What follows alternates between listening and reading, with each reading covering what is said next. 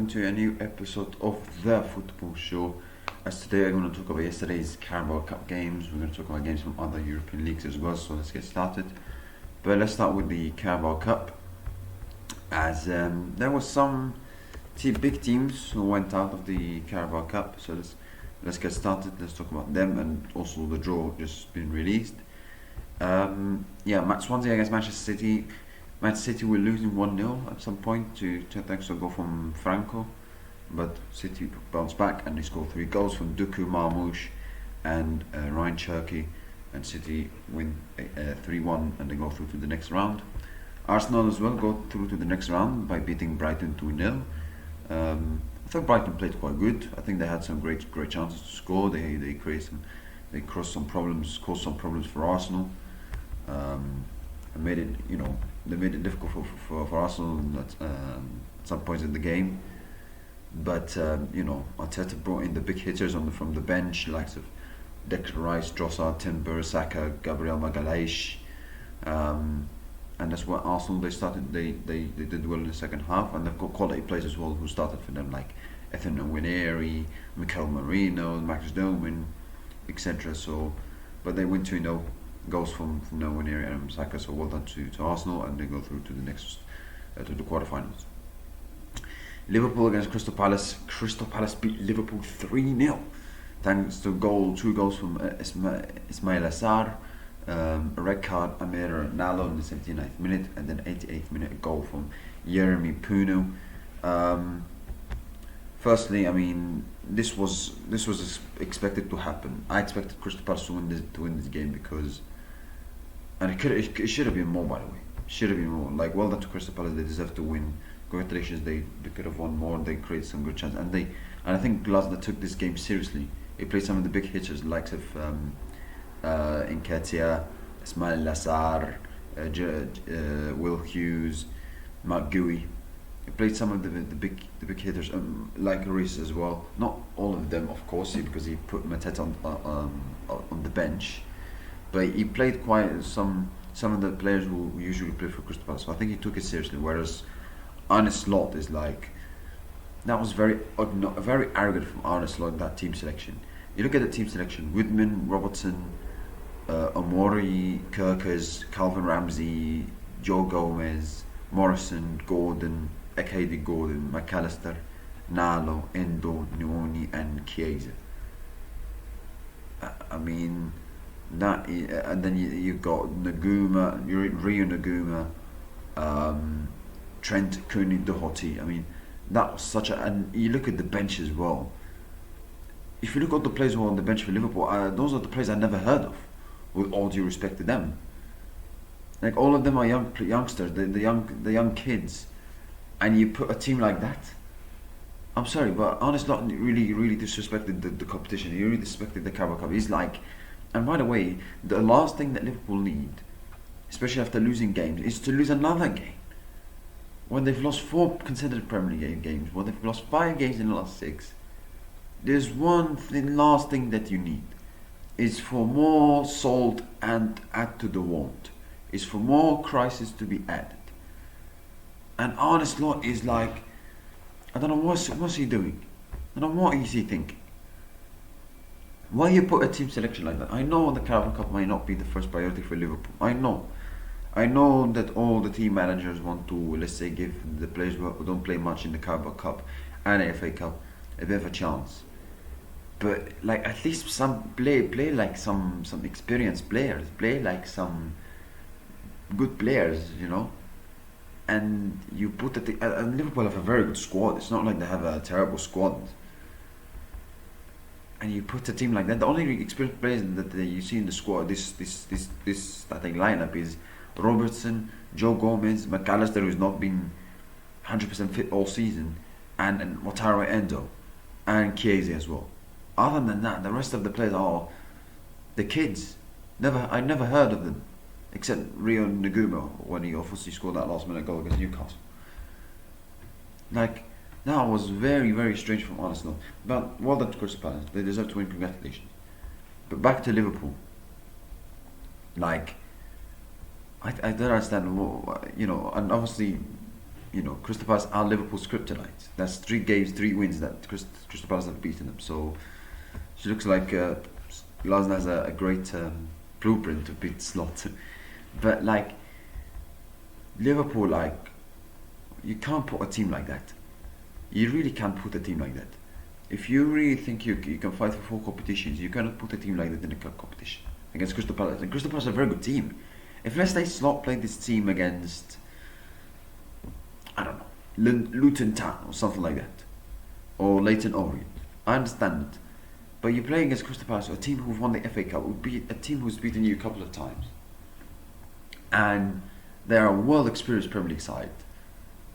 And you play a team like that. I mean, that's so disrespectful to Crystal Palace, so disrespectful to the competition, and it's disrespectful to the fans and the team, your team, because if you've lost so many games, you don't want another loss to damage the confidence of the team, to damage the morale of the team, and he's done that.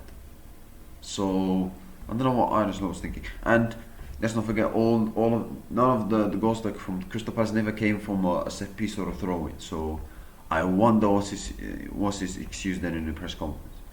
But anyway, that's another loss for Liverpool, and more problems, more crisis. Yes, it's clearly not looking good at all for Liverpool. And I'm telling you right now, I mean, with the way things are looking, if things don't improve, I mean, you look at the next 3 games to Liverpool, they've got Aston Villa who've improved their form recently massively, then they've got Real Madrid and Man City. If they don't improve their form recently, upcoming games, I wouldn't be surprised if Liverpool fans are turning on Arne Slot. I wouldn't be surprised because, last season, he won the Premier League, he did an amazing job winning the Premier League. But you could say he got inherited by a Klopp squad. I don't want to take that credit away. He did a phenomenal job in that. To win a Premier League title is not easy. It's never easy. Even though you got inherited a great squad. But this season, this is where you really show who you really are.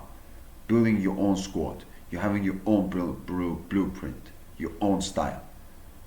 And he's not maximizing it quite well. He's not executing it quite well. So, and I mean, the way things are looking, I mean,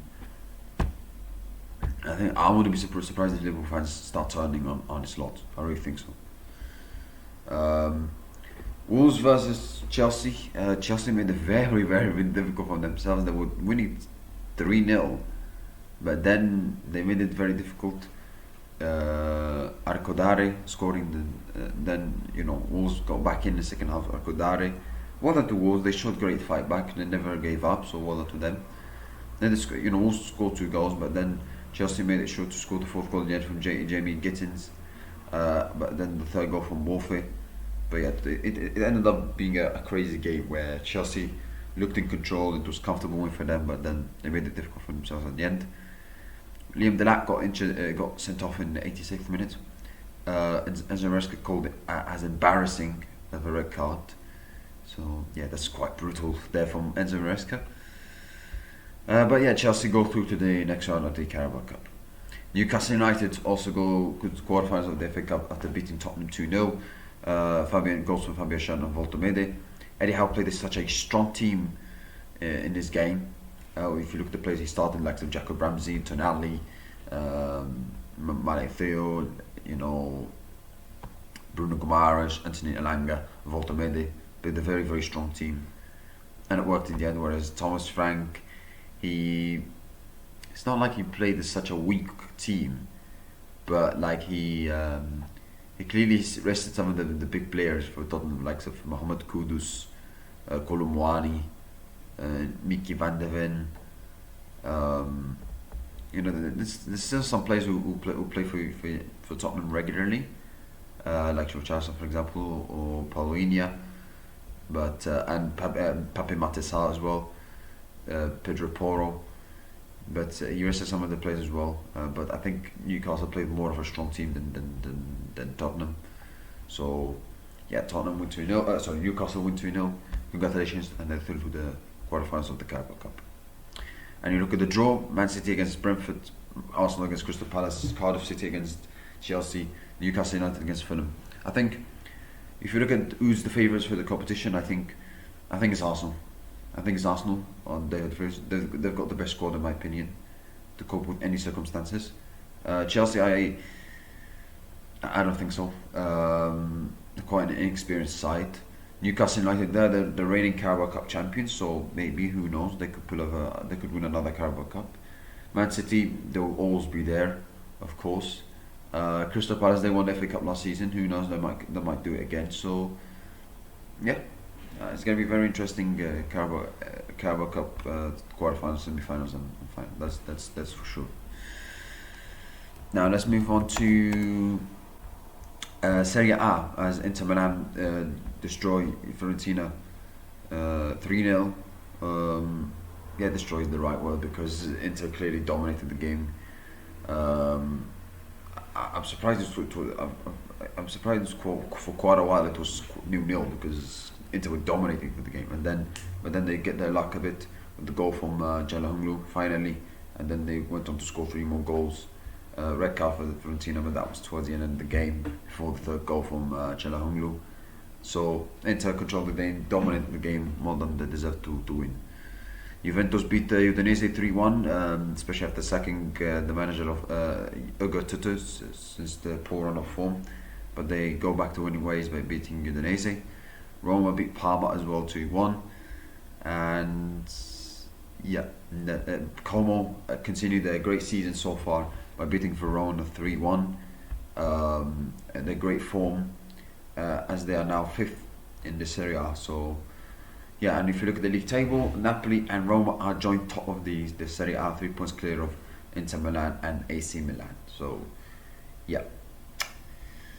And then you go to I think that there was the DFB Pokal, I think. Yeah, Bayern Munich beat Cologne 4-1.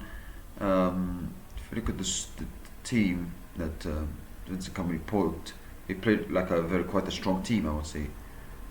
Not exactly, but he played likes of Kimmich, Diaz, Michael Olise, Harry Kane, Jonathan Tah. He played some of the players that they usually play for Bayern Munich, or first team players. So we usually start. So yeah, it was quite. I'm a bit surprised to see Vincent Company really take that seriously. I know obviously Bayern Munich have to take seriously every single competition, but not that seriously. Like maybe play some of the experienced players like defensively or midfield, but not the attackers. But okay, it did work at the end for them, as they beat Cologne 4-1. 2 goals from Harry Kane, goal from Michael Olise, and for Luis Diaz. So well done to Bayern Munich. That's it, guys. Thank you. I wish you have a nice day. See you next time, and goodbye.